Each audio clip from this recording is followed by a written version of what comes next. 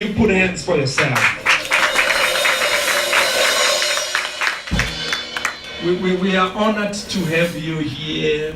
Not only just today, you may be coming in first time, coming in second time, but we're just honored to have you here. It's truly an honor. This moment together was ordained in heaven before you and I were born.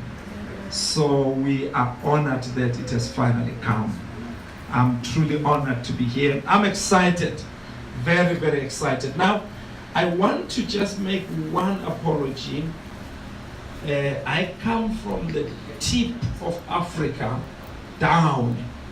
We tend to use English words slightly differently than other parts of Africa. So whenever you don't hear what I'm saying, just say it again, then I will know I pronounced it in a slightly different way. You know, it's all English language, but it comes out different everywhere. So I come from down Africa, the tip of the continent, in a country called South Africa. I thought it's useful to just say that. I don't know, I've honored everybody, but may I honor my brother here, Steve, once again. He's the only man I've met before, somewhere in the streets of the world. Can I honor you? Okay, it's an honor to see you. Well, I never tell you where I met him, I just met in the streets of this world. So, you know, great men travel, so, you know, that's why I've met. So I just thought, let me honor you. So it's usually important that you just get to know who the person is before you listen very hard to a person. So I want to just say a few thoughts, a few words about myself. Then I will engage this seminar. It was advertised that it's a business empowerment conference. So I will want to keep true to that, even though I may be tempted to preach, but that's not the goal for today. I am a family man, having been married for 27 years now. Still young in marriage in that sense. Blessed with 2 children and a grandchild. So I'm missing the granddaughter more than all the other people. We spend a lot of time together. So I'm a family man. It's just important to understand that. And my wife couldn't come. Actually, she said, let me come along this time. If KB will invite us again in future, then we can come together. The second part of my life is that I'm a business owner. At present, I own just 10 businesses in 3 countries. My aim is by end of 2017 to be owning 100 businesses. Then I move on to focus on other things. You will understand a bit more about me in the area as I will talk, especially today. So my main thrust, my main businesses are in South Africa, but we have businesses in China, we have businesses elsewhere. Not yet in America, so maybe this is why he thought the business seminar must be the first one, because maybe we may end up with business friends after this. The third aspect that I want to say about myself, beside business, which I spend most of my time in, I am in ministry as well. In the ministry side, I fulfill the office of an apostle, overseeing, at the moment, very few. We have 22 centers, 22 churches in 3 countries. Now that KB is doing this, we'll start saying 4 countries and 2 continents. So far it's all in Africa, and now we're stepping into another continent. So that's what I oversee in terms of the ministry side. I spend most of my time on the ministry in Pretoria, in a city called Centurion. That's where I spend most of my time. My main businesses are also there. So everything is about 10 minutes from my house. So if I have to go to the office, I drive about 10 minutes if I have to go to the church, I travel about 10 minutes. If I have to go to the government offices, everything is just 10 minutes away from me. So it makes my life much easier. Those are the three main areas that I focus in now. My previous areas in life is useful to know because you'll understand in my way of talking. I am a former ambassador to the United Nations. I left diplomacy 2 years now. I am no more in the ambassadorial role. I've been doing that for many years. In fact, the reason I'm wearing a suit is because he advertised a suit. When I left diplomacy, I stopped wearing suits. But since I saw the picture, it was a suit, so I thought, let me do that for the first time. Otherwise, when I left diplomacy, I put all that. This is my old diplomatic attire. I was mentored for many years under Dr. Miles Monroe, and part of our attire was to be very diplomatic. And since I've left diplomacy, I now wear casual, wear like every other guy. From tomorrow you won't see me like this. This is the last time today. So there was a reason to take a picture. It has to be done today. I had to honor the picture I saw on the advert. And we didn't switch on my Facebook, so that's fine, we'll do it next time. Because also I put the same picture on my Facebook, so I have to look the way it's shot on the Facebook. My other former roles, I still do this though, advisor to many governments. I've spent many years advising governments. I've been to your country so many times, but only to Washington, to DC, Washington. But I've come only to Chicago a few times.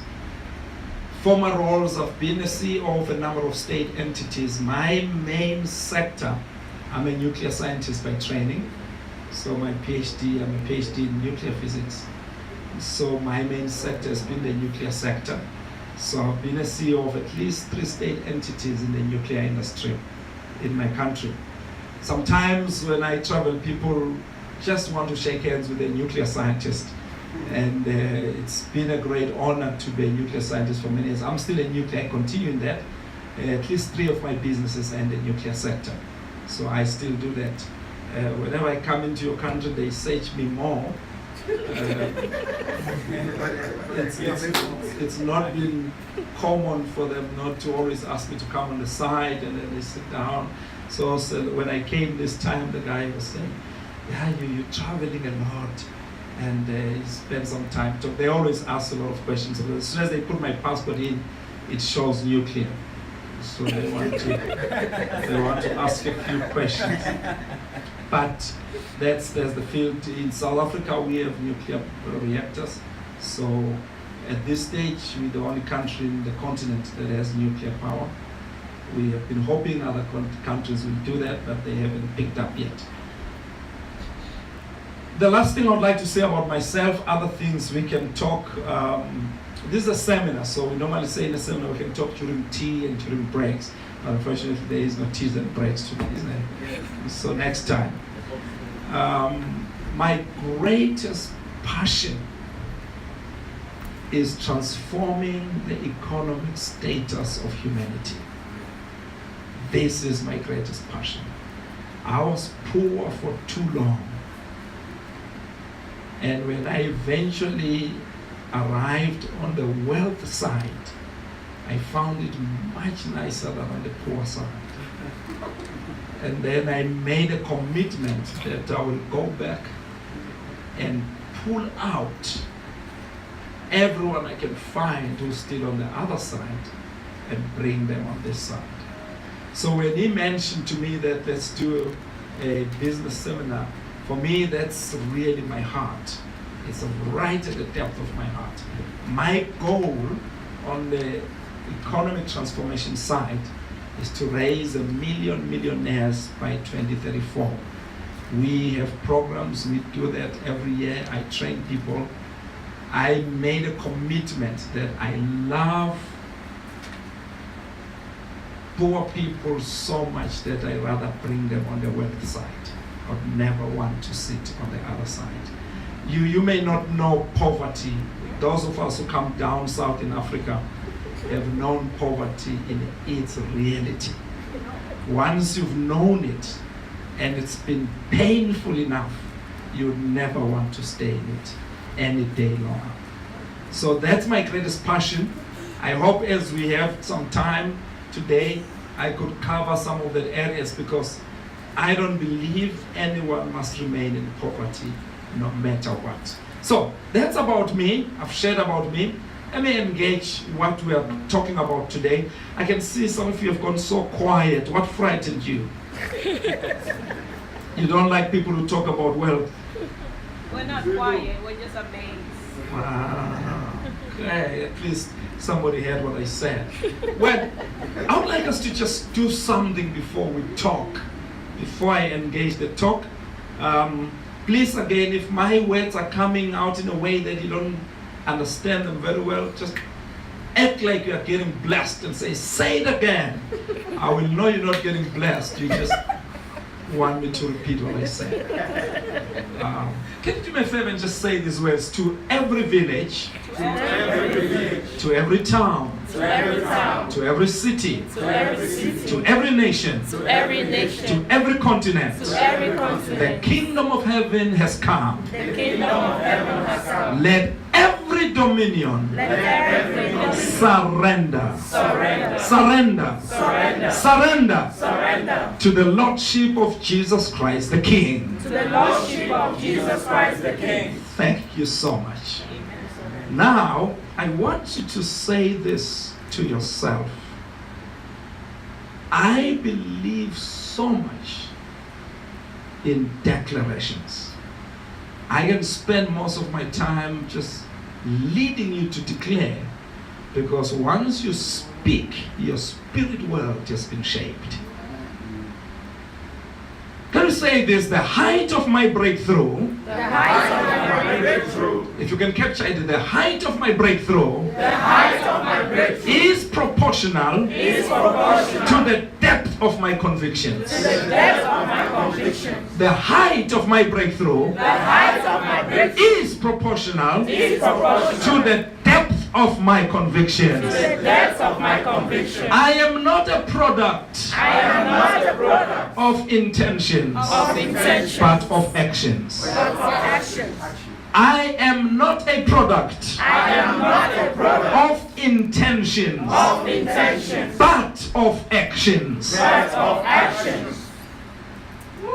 I don't know if we had me here, because kind of. Okay.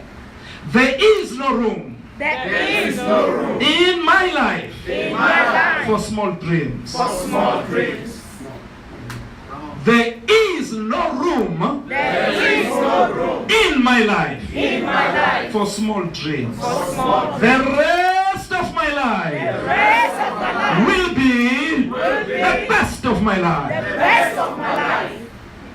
The rest of my life will be the best of my life. I am far better than people think of me. I am far better than people think of me. I can do so much more than what I've done so far. I can do so much more than what I've done so far.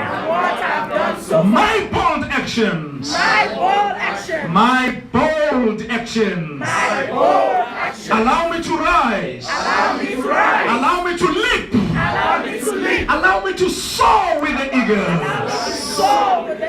My bold actions, my bold actions allow me to rise, allow me to leap, allow me to soar with the eagles. Are you still with me? Oh yes. Hello, are you still with me? Oh yes. We have established something in the spirit realm. Amen. I want you to think about what you said. Yes. Let me say it again. We have established something in the spirit world. Amen. The Bible says you shall decree a thing and it shall be established for you. Amen. Let me say it again. You shall decree a thing, and it shall be established for you. Amen. Great. We've done with the declarations. Let's engage our conference. I want to use a text for this conference. Business Empowerment Conference. A text that is popular. As a matter of fact, you have seen it before, you've read it before, but I want to use it this afternoon. It's Luke chapter 4. This is the first message that Jesus spoke. He visits the town where he was born. Sorry, where he grew up, not where he was born. Luke chapter 4, Luke chapter 4. When he visits the town where he grew up, is the town of Nazareth. I've been to the town several times. I've been to the very spot where he read this. He goes into the synagogue and he picks up a scroll and he reads his first message on earth. This has to be significant. And it says from verse 18, I will use the NIV version. I realize this is America. People don't carry these things anymore, you know. They carry phones and stuff like that. So I will try to find a phone so that I don't look like I'm still in Africa. You kind of carry the book still and walk around with it. He says from verse 18, the Spirit of the Lord is on me, because he has anointed me to preach the good news to the poor. He has sent me to proclaim freedom for the prisoners and recovery of sight for the blind, to release the oppressed, to proclaim the year of the Lord's favor. Then he closes the book, just like I've done, puts it away, and he says to them, this day, this prophecy has been fulfilled. And the battle begins. I want us to engage this. I know you may think, how does this relate to business? Today we're focusing on business. What I intend to do is to give you 3 strategic enablers for perpetual business success. For today, I will not run it very much like a business seminar as I do every month. I run a business seminar. We do it in 3 countries. I do it from my office and it goes to 3 countries. This is what I really specialize on. But today I will combine it because it's the first time you see me. I don't want you to only get one side of me as a businessman. You must also get the minister side of me. So I'll give you 3 strategic enablers of what I call kingdom-based wealth creation. Kingdom-based wealth creation.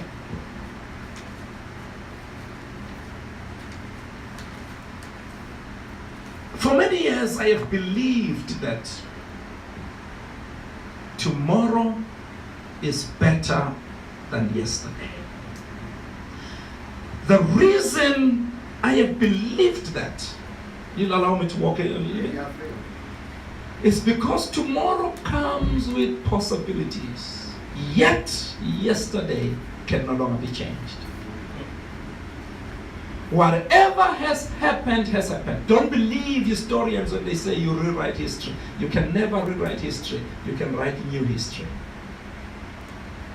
Because what has happened in the past has happened. But tomorrow comes with possibilities. By the time we finish, you will understand my style. I engage both your mind and your soul. So you'll allow me to engage your mind for a while, because this is key. This is key. You see, you'll be shocked that the Bible says the entire transformation of a human comes only through one thing: changing the mind. So I love to engage that. So let's flow with me now. Tomorrow comes with possibilities. I want you to do this for a minute. I want you to imagine. Imagine 10 years from now. 10 years from now. I want you to imagine. Listen, there's power in creating a future. I want you to imagine. 10 years from now, things have been a disaster in your life. Are you with me? You are imagining with me? You have been a complete failure.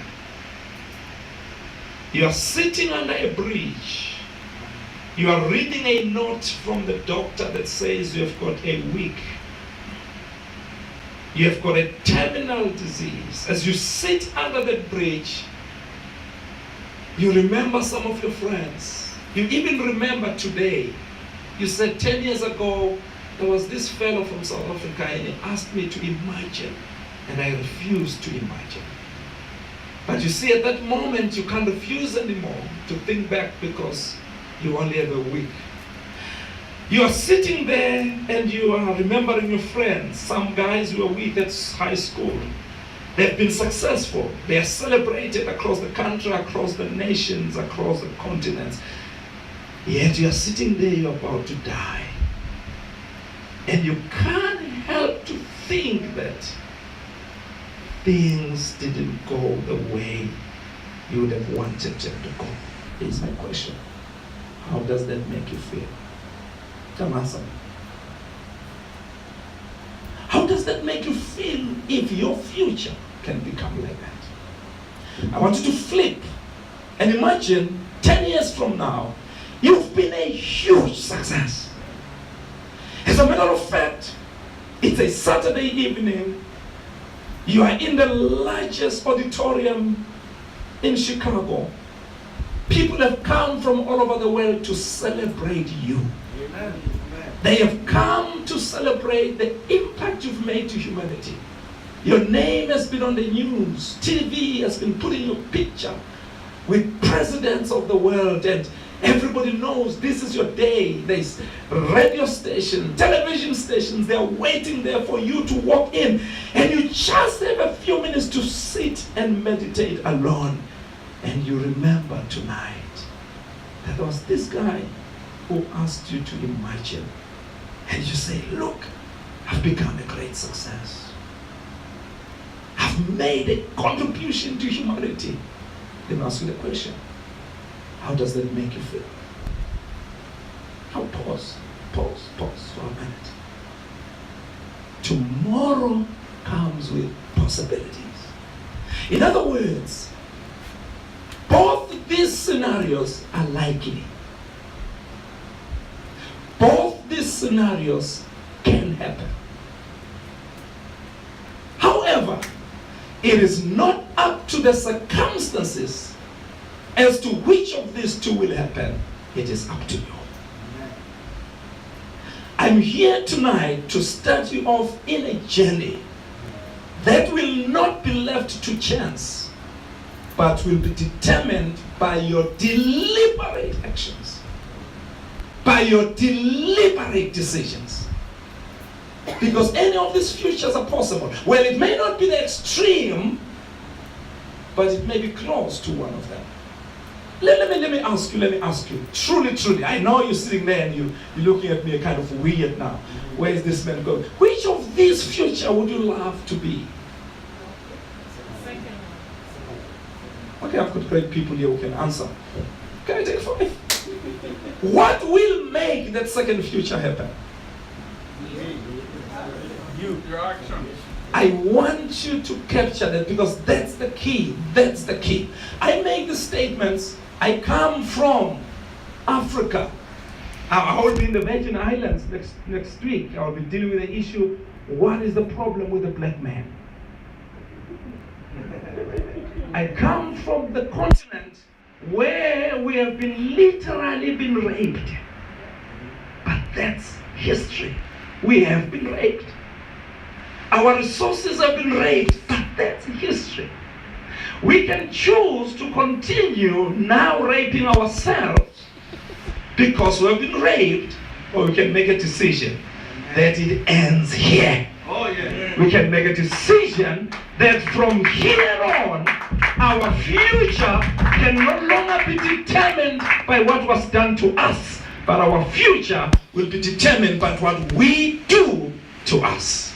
Amen. The future is better than yesterday. Why? Because it comes with possibilities. But watch this. I want to study, okay? You know, we can come in here and I preach. You're excited. We have that. Maybe we should give you some of my videos of my messages. We can preach. We do all the things. But I wanted to study a different place.